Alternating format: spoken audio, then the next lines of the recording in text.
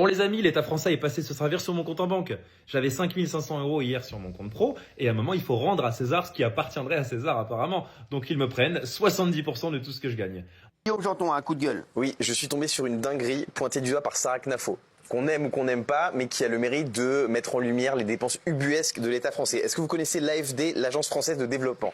C'est une agence qui finance le développement de projets complètement inutiles dans plus de 150 pays hors France. L'URSSAF, la TVA, la cotisation foncière des entreprises, que je paye alors que j'ai pas de foncier, mais c'est pas grave, à ce niveau-là, on regarde même plus. Et puis après, il y a l'impôt sur le revenu, et je dois repayer la TVA sur tout ce que j'achète. Ça, on l'oublie pas quand même.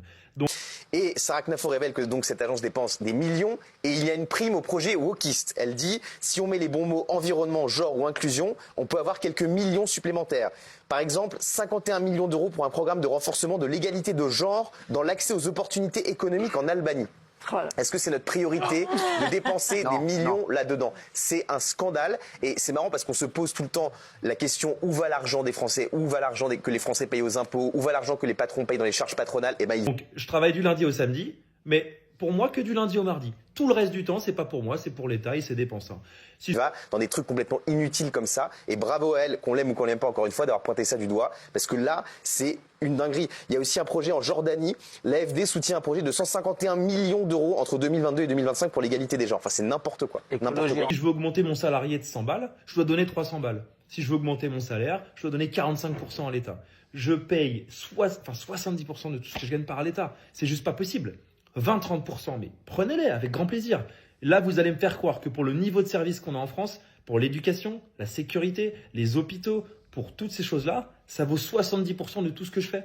Regardez ce qu'a dit Sarah Knafo et je suis complètement d'accord avec son coup de gueule. Regardez. On peut le remettre en Le cause. but, améliorer l'environnement écologique et le cadre de vie des habitants du district de Pignan en ramenant la nature et la biodiversité dans la ville.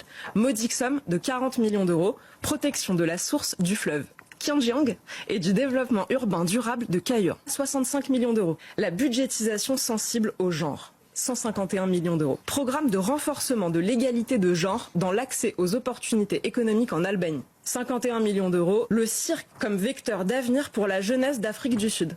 Putain, en plus, j'essaie de bien faire les choses. Je paye tout en France, je déclare toujours bien nickel, j'ai jamais triché, jamais menti. Mais là, on me prend énormément d'argent. Donc, c'est quoi le résultat de tout ça? En tant que contribuable française, je trouve ça scandaleux. Ben, je vais me barrer. Je vais pas rester dans un pays où, intellectuellement, je donne 2/3, quasiment même plus que ça, de tout ce que je gagne. C'est pas possible. Vous avez compris, optimiser la TVA, la CFE, l'URSSAF, les cotisations diverses. C'est sur cette chaîne que ça se passe.